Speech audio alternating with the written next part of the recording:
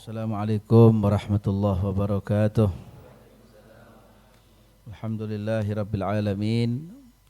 Alhamdulillahilladzi hadana bi'abdihil mukhtari man da'ana ilaihi bil idzni wa qadna dana labbaika ya man dallana wa hadana.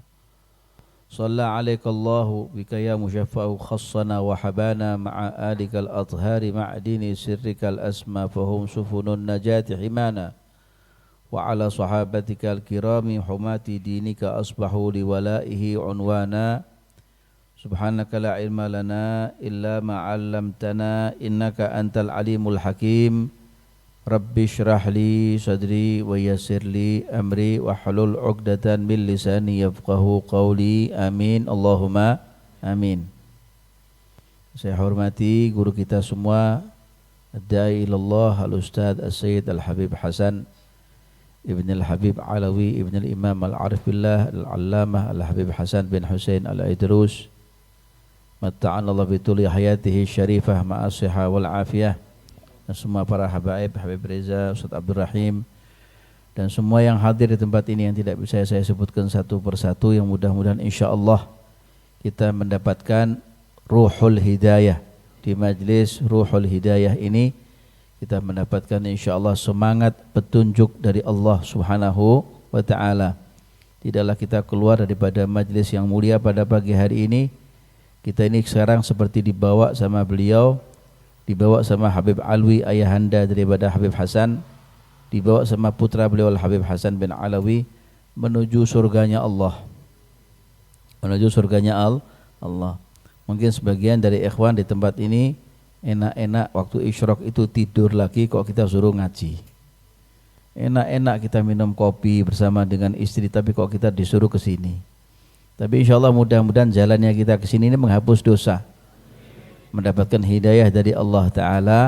Tidaklah kita keluar, insyaallah mudah-mudahan Allah Ta'ala akan cipratkan hajat kita semua digabulkan oleh Allah. Baik hajah yang terpendam di dalam hati yang belum pernah terlintas, insyaallah Allah gabulkan. Hajat yang pernah kita harapkan dan kita cita-citakan insyaallah diperkenankan oleh Allah Subhanahu wa taala. Amin Allahumma amin. Ikhwani yang dimulakan Allah Subhanahu wa taala, nyaman rasanya kita ada di majlis Raudhah min Riyadil Jannah seperti ini. Kalau kita hadir di majlis Raudhah min Riyadil Jannah itu kita belum masuk surga, kita sudah ada di dalam surga. Kalau masuk surga insyaallah jamaah ruhul hidayah insyaallah bisa dipastikan adalah ahlul jannah. Tapi kan harus melewati yang namanya proses kematian. Proses kematian itu kan juga sesuatu yang sulit didapatkan oleh, tidak sembarangan orang mendapatkan kematian dengan mudah. Tapi kalau Anda punya ruh, punya betul-betul jiwa yang stabil, jiwa dan kemudian semangat yang nikmat atau semangat yang betul-betul menggebu-gebu untuk menggapai ridhanya Allah Subhanahu wa taala, insyaallah kita sudah mendapatkan surganya Allah Ta'ala di majlis ruhul hidayah. Makanya majlis ini dinamakan dengan majlis ruhul hidayah. Tadi dibacakan kitab Maulid Syarabut Tahur, lalu sebelumnya tadi dibacakan banyak baca sholawat ala Nabi SAW dan tahlil juga kepada orang-orang tua kita. Alhamdulillah ini semuanya adalah ruh buat kita ini. Semacam kalau kita ini ada jasad tidak ada ruh, namanya apa? Jenazah, mayit. Kalau ada gambar macan tapi enggak ada ruhnya, enggak apa-apa. Lambuk 1000 gambar macan di tempat ini ruangan enggak akan kita takut. Tapi kalau satu gambar macan itu ada ruhnya mencolot ke tempat ini, ya kalon-alon kita. Ya enggak? Takut kita ini. Kenapa? Karena ada ruhnya. Karena itu dikatakan Islam ini butuh ruh. Muslimin saat ini butuh ruh. Apa itu? Ruhul hidayah, ruhul Islam, ruhul iman, ruhul ukhuwah, ruhul mahabbah wal mawaddah. Harus ada jiwa yang kalau jiwa itu nanti membuat kita itu semangat lagi dan hidup. Jasad tanpa ruhnya mayit. Tapi kalau jasad itu kemudian dikasih ruh, maka dia akan berwujud sebagaimana layaknya sempurnanya manusia. Begitu pula juga ruh. Ruh tanpa adanya jasad nggak mungkin ada wujud. Masa ada orang bisa melihat ruh?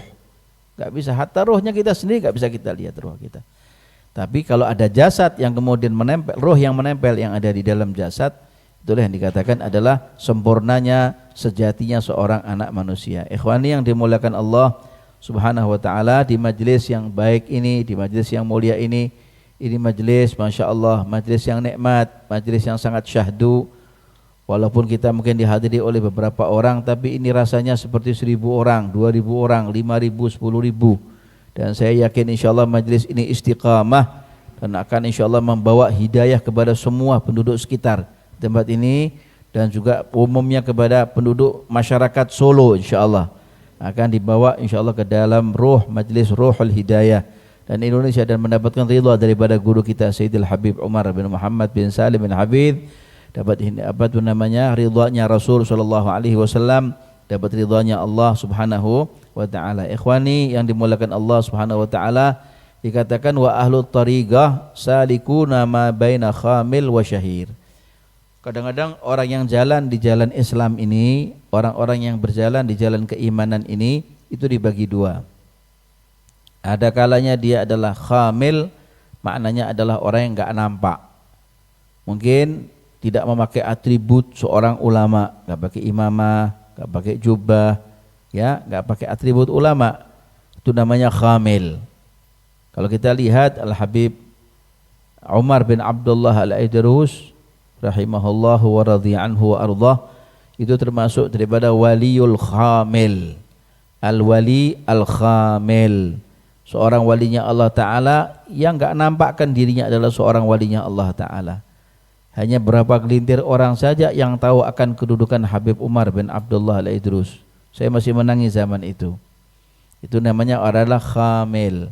Ya, khamil ini enggak bisa dikecilkan. Sebagaimana orang-orang kadang-kadang adalah biasa-biasa saja, tapi dia memiliki pangkat di sisi Allah Ta'ala yang begitu luar biasa. Mungkin casingnya biasa, cuman HP-nya adalah Oppo, madza bahasa Arabnya, ya nah, apa, Oppo. Tapi subhanallah di dalamnya menyimpan file-file, kira-kira ada kitab Ihya Ulumuddin, ada Minhajut Talibin, ada Minhajul Abidin, ada Tambihul Mukhtarin, dan masih banyak lagi. Ya, kelihatan casingnya biasa, rumah itu kelihatannya biasa, tapi dalamnya dia istimewa. Begitu pula ada halnya orang yang seperti itu. Kelihatannya dia biasa, tapi pangkatnya Masya Allah tinggi di sisi Allah Ta'ala. Wa syahir, ada kalanya manusia itu berjalan di jalan Islam ini nampak sekali. Nampak dia adalah karomahnya nampak, ilmunya nampak, kesolehannya nampak sekali. Keistimewaannya, kelebihannya sangat nampak sekali. Maka dikatakan, maka kata beliau para salaf kita, ajibtu fi majlisi ahli zaman. Saya heran kepada orang-orang yang duduk di majlis di akhir zaman seperti ini. Tapi anehnya zaman itu, zaman di mana orang di akhir zaman itu majlisnya itu ada majlis, ada majlas. Ya enggak? Majlis lamnya di kasroh. Kalau majlas lamnya di fathah. Kalau majlis kayak begini, ada majlis zikir, ada majlis tahlil, ada majlis qisasil anbiya, ada majlis tasawuf, ada majlis fikih, ada majlis apa itu namanya, pembahasan tentang akidah al-islamiyah. Ada majlis. Nah, majlis itu nanti kemudian ada main kafleh, ya, ada ngopi bersama, makan belangreng, makan gorengan, ya, ngerumpi, ghibah, wan namimah, wa ghairi dzalik. Itu namanya majlis. Beda kasrah sama fathah saja sudah berbeda artinya ini. Tapi itu semua insya Allah kalau kita adalah termasuk orang-orang yang ada di dalam majlis Ruhul Hidayah, mudah-mudahan hatta majlisnya kita jadi majlis insya Allah. Duduknya kita, nongkrongnya kita, di angkringan begitu, yang dibahas pasti adalah ilmu pengetahuan. Jadi bagaimana cara kita bisa mengetahui awal? Jadi di dalam kita, kata Sayyidil Habib Umar, orang itu di dalam dia hidup di dunia itu harus memiliki 3 perkara. Ya enggak? 3 perkara. Yang pertama adalah apa? Yang pertama, kalau dia ingin meningkat, orang itu kan hidup di dunia kan butuh yang namanya target. Apa yang mau dia planningkan. Sebagaimana kalau orang itu dia mau meningkatkan perusahaannya menjadi perusahaan yang bagus, dia harus punya target. Kira-kira perusahaan saya ini akan saya bawa kemana untuk jadi perusahaan yang sangat bagus, unggulan, bahkan dijadikan percontohan di Republik Indonesia. Tentunya dia punya target. Setiap bulannya dia bisa mentarget, insya Allah saya bisa menghasilkan sekian persen ya keuntungan, atau mungkin bahkan bisa membantu muslimin yang ada di Indonesia ini, kaum du'afa, aramil, masakin, aitam. Entah dia bangun rumah sakit gratis, sekolah gratis, kampus gratis, ngaji gratis. Saya heran orang-orang di akhir zaman ini kalau nyekolahkan anaknya di IEC. Dulu saya pernah belajar bahasa Inggris itu ya. Itu subhanallah, ada satu orang tua datang kepada gurunya di sana belajar bahasa Inggris Prancis. Itu berapa Pak ini? Ya 1 jamnya Anda bisa bayar uang kira-kira 10.000 itu waktu. Kalau sekarang mungkin 100.000. Dibayar sama bapaknya. Kalau 2 jam ya 200.000. 5 jam ya 500.000. Kalau setiap hari ya tinggal di total berapa? Kalau setiap jam selama 7 hari ya 700.000 setiap jamnya. Itu dibayar sama bapaknya, mungkin 1 juta keluar uang dari kantongnya, murah. Yang penting anaknya bisa bahasa Inggris, bisa bahasa Perancis. Tapi giliran anaknya kemudian datang ke TPQ, bapaknya bilang sama guru TPQ-nya, gratis ya Ustadz ya, ikhlas ya Ustadz. Ya ikhlas, enggak apa-apa. Dalam hati ustadznya, al ustadzu yakulul qirtos. Ustadz makan kertas. Itu enggak bisa seperti itu. Ini sekarang ini ada planning. Jadi muslim itu harus punya ruh. Enggak bisa sekarang kita ini gratis apa-apa, kemudian kita mau enak duduk begitu tidur, tiba-tiba Jibril alaihissalam datang bangun jadi alim besar. Dari ngimpi dari mana kayak begitu? Enggak bisa. Harus ada proses untuk kita berjuang. Ada pengorbanan. Makanya ada 3 kata Sayyidil Habib. Yang pertama adalah at-tarbiyah. Harus ada pendidikan di sana. Tarbiyah itu dalam konteks apa? Tarbiyah itu dalam format misalnya mentarbiyah akidahnya. Sekarang ini kan muslimin di Indonesia, maaf, tengah tercapek-capek akidah Ahlus Sunnah wal Jamaahnya. Diburamkan oleh orang-orang yang tidak bertanggung jawab, sehingga enggak kenal mana akidah Ahlus Sunnah dan mana akidah yang bukan akidah Ahlus Sunnah. Padahal Imam Haddad sudah membuat satu kitab namanya Aqidatul Islam. Imam Ghazali dalam kitab Ihya-nya juga menyimpulkan tentang bagaimana ciri-ciri akidah Ahlus Sunnah. Itu disimpulkan kurang lebih ada 14 atau 15 itu kriteria akidah Ahlus Sunnah wal Jamaah. Itu ada dalam kitab Ihya Ulumuddin, dalam Hidayatul Hidayah juga ada barangkali di sana. Kemudian itu yang tarbiyah. Lalu yang kedua dalam konteks tarbiyah adalah bagaimana, yaitu pembahasan atau pembelajaran tentang bagaimana praktek toharoh, praktek kita wudu bagaimana, praktek kita kalau sekarang nggak bisa wudu karena nggak ada air atau kita sakit, praktek tayamum. Banyak orang yang salah. Kemarin saya umrah itu banyak orang yang tayamum ada di kursi pesawat. Yang ditayamumi apa coba itu? Debu nggak ada, ya enggak, pasir bukan, kan kursi. Bentuk daripada begini apakah diperkenankan ini? Walaupun itu ada khilaf di antara alim ulama sana sini, tapi tentunya kan ada pembelajaran tentang bab masalah tayamum itu. Pelaksanaan tayamum, cara bertayamum, cara wudu, lalu cara sholat. Bagaimana cara sholat yang benar? Bagaimana cara pengucapan Al-Fatihah yang benar, tasyahud yang benar, sholawat yang benar, ucapan salam, rukun qaulinya, rukun fi'linya, tumakninah dalam sholatnya. Ini semuanya ada butuh pembelajaran. Namanya adalah at-tarbiyah. At-tarbiyah. Kalau enggak ada pembelajaran ini, bagaimana cara mengenalkan anak-anak kita tentang Rasulullah?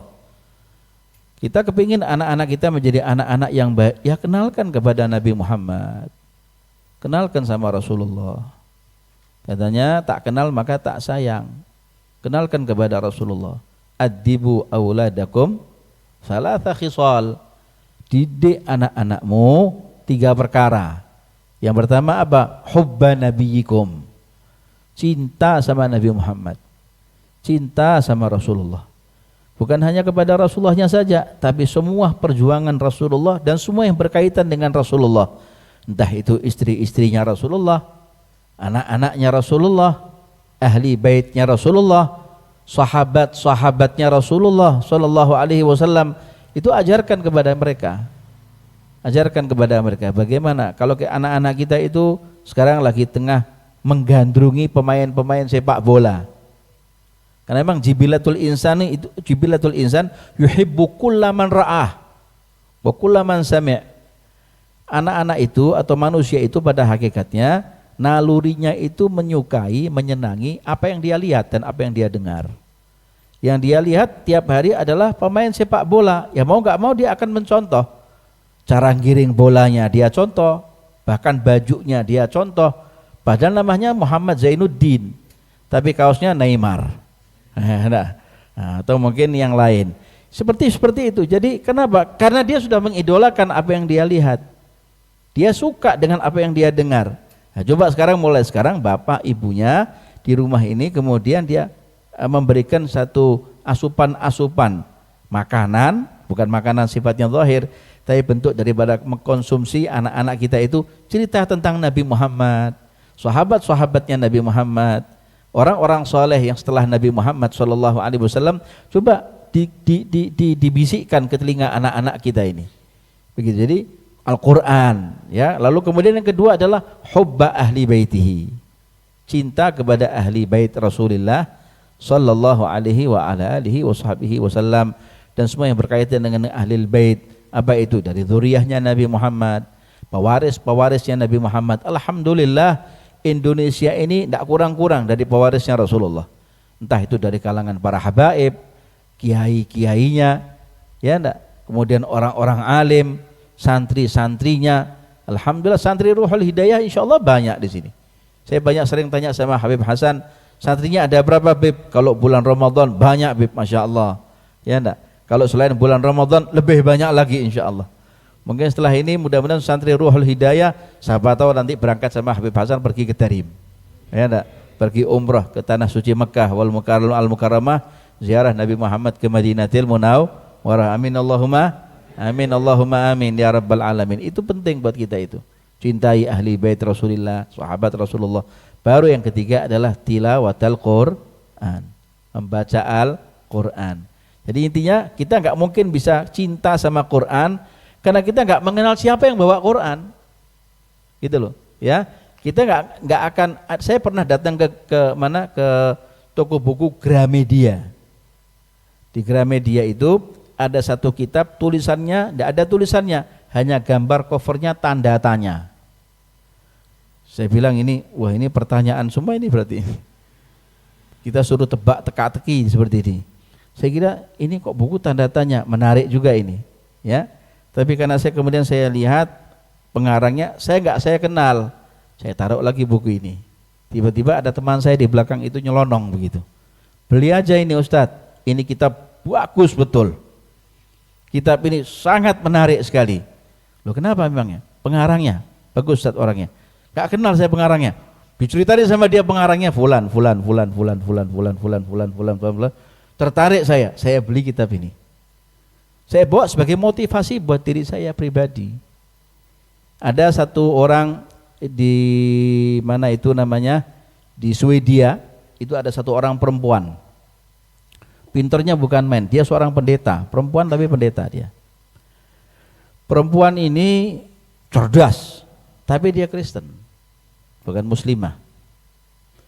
Tiba-tiba ketika dia ngajak debat sama Ahmad Didat rahimahullah, ya Allah yarham Syekh Ahmad Didat, diajaknya debat. Ahmad Didat ini seorang kristolog, ahli Injil, ya Matius, dia hafal semua, jangan lagi Quran, sampai kitab-kitab di luar Al-Quran pun dia semua hafal.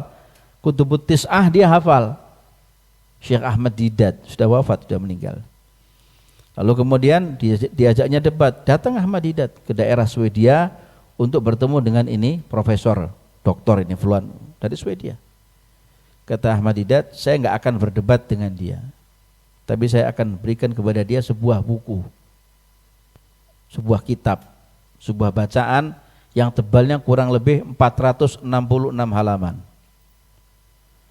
Maka dipegangnya itu oleh perempuan. Ketika dilihatnya The Prophet Muhammad, robek itu kitab dan dilemparkan ke mukanya Ahmad Didat. Saya nggak percaya dengan orang ini bagaimana, apalagi dengan tulisan Anda. Dengan orang ini saja saya nggak percaya itu Nabi Muhammad maksudnya. Apalagi dengan tulisan Anda. Maka kemudian ini orang nggak dapat hidayahnya Allah ini kalau cara kayak gini. Kalau diajak kasar, diajak keras, nggak dapat hidayahnya Allah. Cara untuk menggapai hidayahnya Allah Ta'ala itu butuh namanya proses dan metode. Gitu, ya. Caranya orang untuk lulus itu harus dengan belajar. Caranya orang untuk kaya, dia bekerja keras. Walaupun itu bukan segala-galanya.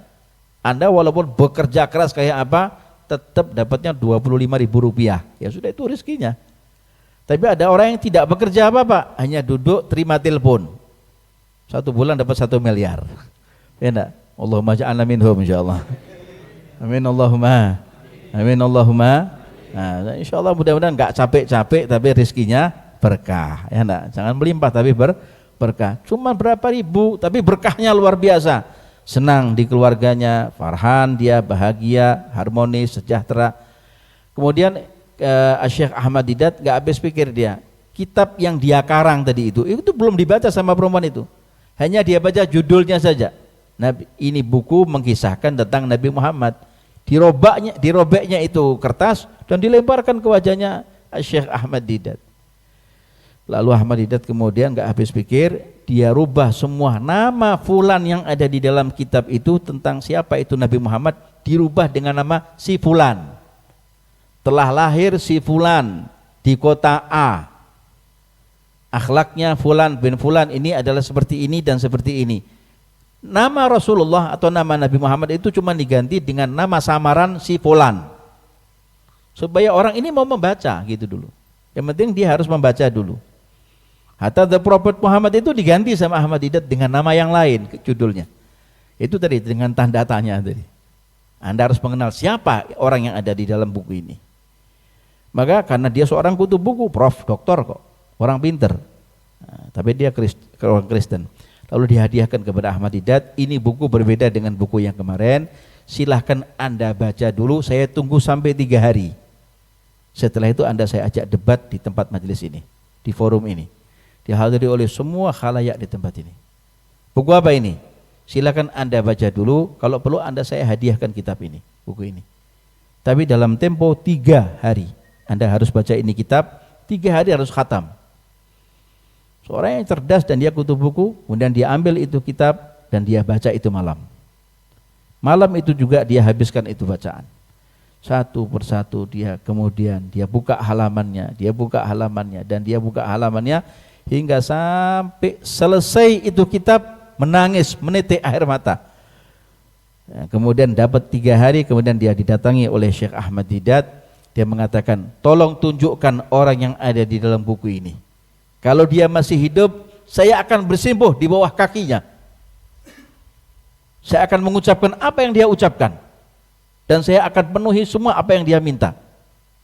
Siapa orang ini wahai Syekh Ahmad Didat? Kata Ahmad Didat, Anda ingin tahu orang ini siapa? Iya, saya ingin tahu. Anda mencintainya, sangat mencintainya. Anda mengaguminya, sang idola saya. Adakah orang ini hidup di dunia? Saya akan datangi rumahnya. Saya akan datangi kotanya.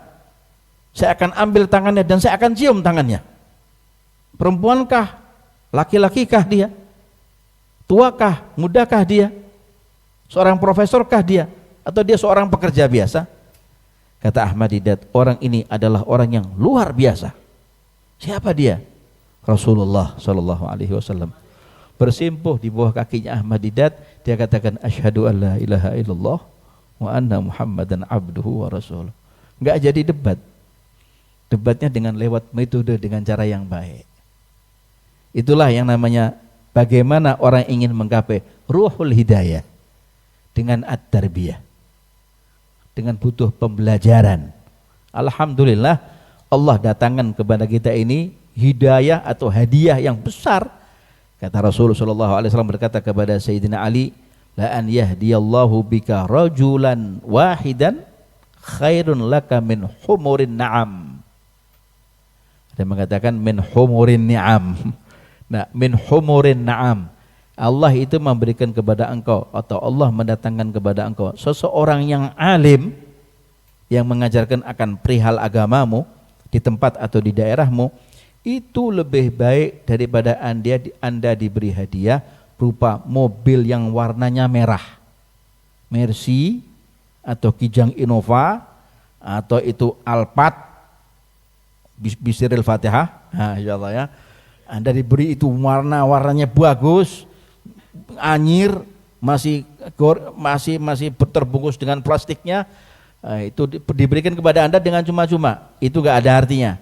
Bila Anda didatangkan oleh Allah Ta'ala seseorang yang akan membawa Anda kepada hidayahnya Allah Subhanahu wa Ta'ala. Berkat ruhul hidayah insyaallah kita menggapai dan mendapatkan hidayah dari Allah. Itu yang pertama. Yang kedua adalah at-tazkiyah, bersihkan hati. Karena kalau orang itu sudah ditarbiyah, dia sudah pintar, dia sudah unggul di dalam ilmunya, ngajinya pintar, Masya Allah dia menguasai berbagai macam cabang ilmu, tapi dia tidak mendapatkan tazkiyah, dia tidak mendapatkan kebeningan hati, dia enggak mendapatkan bagaimana cara membersihkan hati yang baik. Itu lewat pembelajaran ilmu tasawuf. Setelah kita tahu tentang ilmu akidah al-Islamiyah, kita belajar tahu tentang ilmu ahkam asy-syar'iyyah al-Islamiyah, hukum-hukum syariat Islamnya, agama Islam yang dibawa oleh Rasulullah. Yang kemudian ketiga adalah apa? Ilmu tasawuf, yaitu pembelajaran tentang pembersihan hati. Orang kalau disalahkan orang, diam. Dikritik oleh orang, ketertawa. Alhamdulillah masih ada orang yang memperingatkan saya. Ada orang mencaci dia, diam. Tersenyum saja. Jadi adanya orang itu tazkiyah itu penting. Alim tapi tawadhu, alim tapi berakhlak mulia.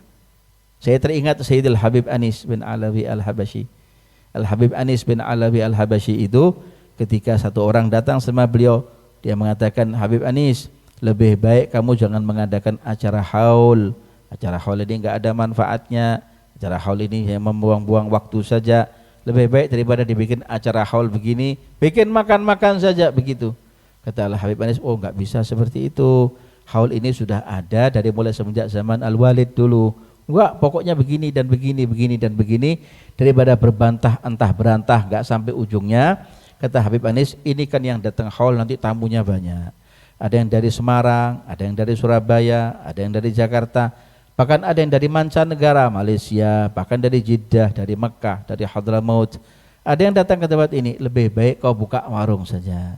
Entah itu warung rawon, nguling, ya enggak, atau soto, goyang lidah, atau bakso, beranak, ya enggak, atau berbagai macam. Silakan kau buka yang namanya apa itu, kedai begitu, yang insya Allah kau bisa menjamu tamu-tamu hal ini, kau akan mendapatkan keberuntungan berlipat-lipat. Maka subhanallah dipikir sama dia, benar juga ya, kalau urusannya kayak begitu mudah-mudahan Allah Ta'ala akan datangkan kepada saya keberkahan rezeki. Dibukanya itu kedai, dibukanya itu warung, datang tamu Masya Allah dari mana-mana kok. Datang subhanallah habis, Masya Allah rawonnya, Masya Allah habis, soto habis, bakso laris manis. Hingga akhirnya hari kedua dia datang sama Habib Anis mengatakan, Habib kalau bisa bikin haulnya jangan setahun sekali, kalau bisa setiap bulan bikin haul begitu. Ya bukan haul namanya, syahrian namanya. Ya bulanan, itu namanya pengajian, ya enggak, selapanan. Alhamdulillah, itu semuanya adalah butuh at-tazkiyah, butuh kebeningan hati. Mau dimaki, mau dicaci, mau diapakan, alhamdulillah, senyum saja, bahagia, insyaallah. Kiai-kiai kita dulu kan begitu, ya enggak? Guru-guru kita, para masyayikh kita, Masya Allah senyum, bahagia, dimaki begitu, alhamdulillah, enggak apa-apa, yang penting Allah Ta'ala tetap cinta sama saya. Begitu ya. Ya, baru yang ketiga terakhir adalah at-tajli atau at-tajalli, atau sifatnya adalah musyahadah. Setelah mendapatkan at-tarbiyah, setelah mendapatkan kemudian at-tazkiyah, dia bisa berdakwah di jalan Allah Subhanahu wa taala, mengajak orang kepada hidayahnya Allah Ta'ala untuk bisa menyaksikan bagaimana keindahan surganya Allah Subhanahu wa taala kelak kalau kita sudah meninggal dunia. Setiap kita di antara kita ini pasti akan mati. Setiap orang di antara kita pasti akan mati. Makanya kematian yang akan kita jemput nanti ini adalah kematian yang husnul khatimah. Tapi kalau kita mau mengarah ke sana, ya butuh yang namanya proses tadi. Proses bagaimana? Jangan tinggalkan sholat subuh. Masa ada orang sholat subuh jam 8? Sholat subuh rakaat ini kesiangan lillahi ta'ala. terus mau dapat surganya Allah Ta'ala.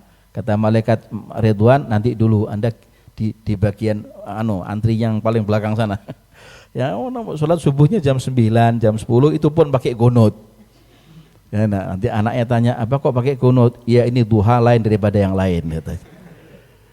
Enggak begitu ya, tentunya kita tetap menjaga sholat kita 5 waktu di masjid, berjamaah, ngaji Quran, duduk dengan alim ulama, duduk dengan ustadz. Tidak boleh beda-bedakan orang. Mau warnanya A, maunya warnanya B, mau dia adalah anaknya A, mau dia adalah anaknya B, tidak boleh dibeda-bedakan. Al-muqaranah wasyatahat itu enggak boleh. Apalagi dia seorang yang soleh, dia yang alim, maka dikatakan ma'rifatul awliya asyad min ma'rifatillah.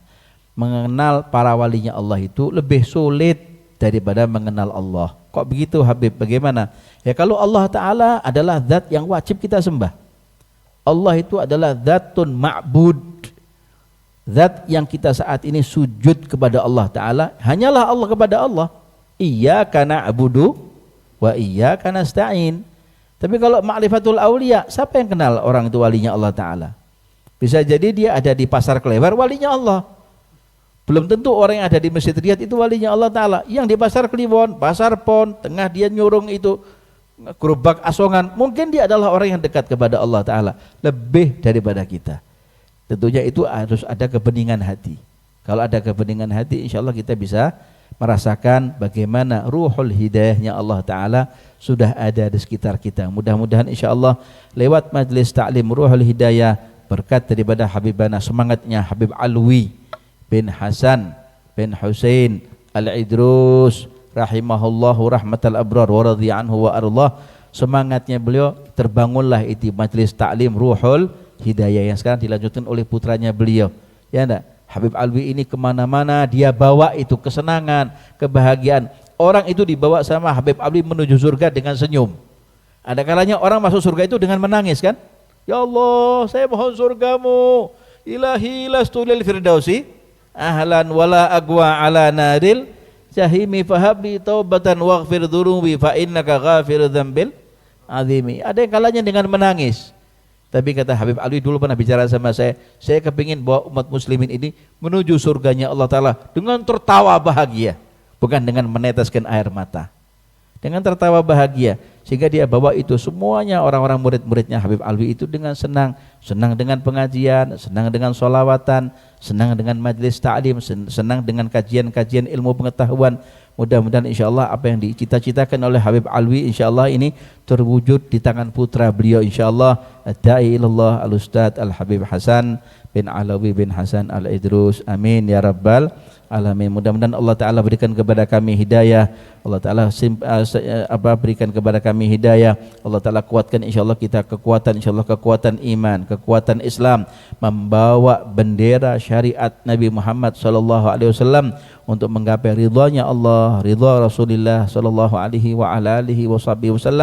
Tidaklah kita keluar dari majlis ta'lim ruhul hidayah terkecuali semua dosa-dosa kita diampuni oleh Allah Ta'ala, kesalahan-kesalahan kita dihapus oleh Allah Subhanahu Wa Ta'ala, dan mudah-mudahan Allah Ta'ala penuhi dan perkenankan semua hajat kita, jadikan rumah tangga kita rumah tangga yang sakinah, mawaddah, warahmah, dan Allah jadikan putra-putri kita insyaAllah putra-putri yang alim dan alimah, salihin, salihat, qanitin, qanitat, menjadi istri-istri kita adalah istri-istri yang salihah, dan suami-suami yang saleh menjadi imam dalam rumah tangganya, dan menciptakan rumah tangga Qur'ani, rumah tangga Mustafawi, Nabawi, dan mudah-mudahan Allah Ta'ala kesudahi umur kita dalam keadaan husnul khatimah.